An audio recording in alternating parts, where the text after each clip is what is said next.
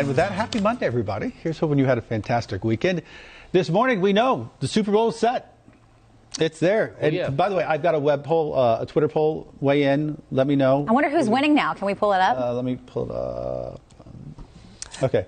The Eagles right now. Ooh, Eagles are pulling ahead. That's a bit of change. This morning was the Chiefs, yeah? Yeah, Chiefs fans came out early, but looks like Eagles fans are now winning. So let us know. Yeah, it's Chiefs, Eagles. There you go.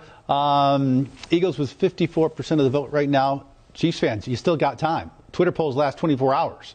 Could change the whole dynamic. It's only just begun. That's right. 22 hours left, yeah. That's right.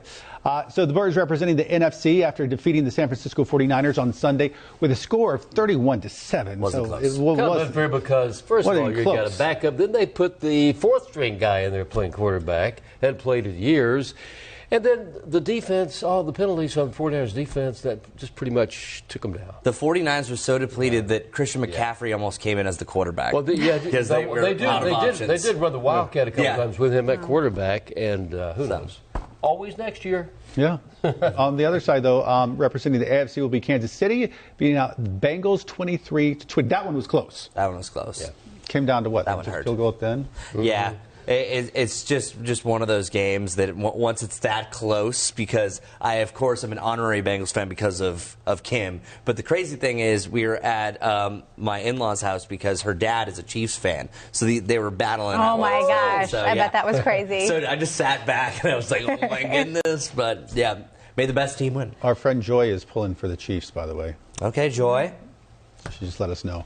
So this comes down to two young passers. I will defer to you two, unless Sarah wants to chime in about them. Oh, yes. Let me give you my expertise. So sum up these two. All right. Patrick Mahomes, first of all, he was injured.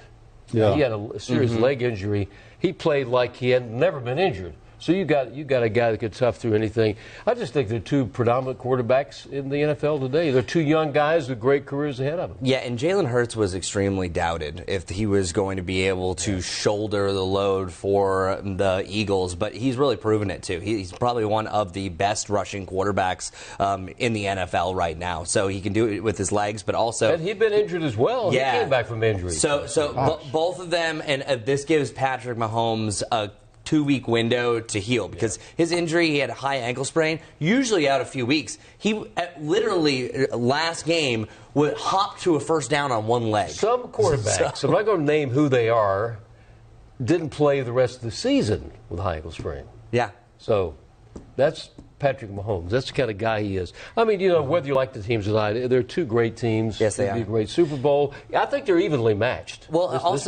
these are the two #1 seeds. All season long, these were the two best teams. These were the teams to beat. So it's no surprise that they're there. And I think there's also another hidden matchup that they're bringing up. It's a battle of the Kelsey brothers. So everyone knows Travis Kelsey from the Chiefs, but his brother is also an offensive lineman for the Eagles. So the mom is very excited. She's got to wear a jersey that's split in half with both sides. Well, hey, maybe sports isn't your thing, but you're still excited about the Super Bowl, maybe for the halftime performance, of course, and the commercials. Everybody's been talking about this because Rihanna hasn't performed in a while, but she is getting ready. Who will she have with her? I know. It's always fun to see what guest performers they bring on as well. The shows are always just unbelievable. And you know what's even more fun? Seeing them just rush on, build the stage. The whole process. And the people involved, the hundreds and hundreds of extras that they have. Always at these events. So the big game, of course, kicks off in just under 2 weeks. Sunday, February 12th at State Farm Stadium in Glendale, Arizona. You know what bothers me, though, is that I feel like we used to all gather around the TV to watch the Super Bowl, whether it was for a certain team you were rooting for or the halftime show, and then we all watch the commercials. But now... why do they release all the... we see a preview of the... We've seen all the commercials before the Super Bowl. No, it's true. I have no idea. It drives me crazy. Yeah, because I feel like release them then, and then we can talk about them the next day. I don't know. That's been the weirdest shift that's really happened over the last few years. Even our own network does that. Yeah, they release them early. Every single one of them will be on the Today Show. Yeah, that's what I'm talking about. Before we... Maybe they feel like they get more airtime that way? I don't know. I feel like it's less of an event once the Super Bowl comes, because you're like, I saw this with Hoda and Savannah last week. If someone offered us the chance to run those commercials on Wake Up Charlotte, we'd probably do it too, right? Yeah, I'm sure. Oh, yeah, I didn't think about that. That's true. But still, don't release them. Have them air during the Super Bowl. Sarah says so. Yes. There you go. Stance. All right, folks, weigh in. Let us know who you're rooting for. We got 2 weeks: Arizona, Super Bowl, and Rihanna. Rihanna. Umbrella, Ella, I clearly messed that up. Now you owe millions of dollars in copyright. Oh. We'll see you back here tomorrow.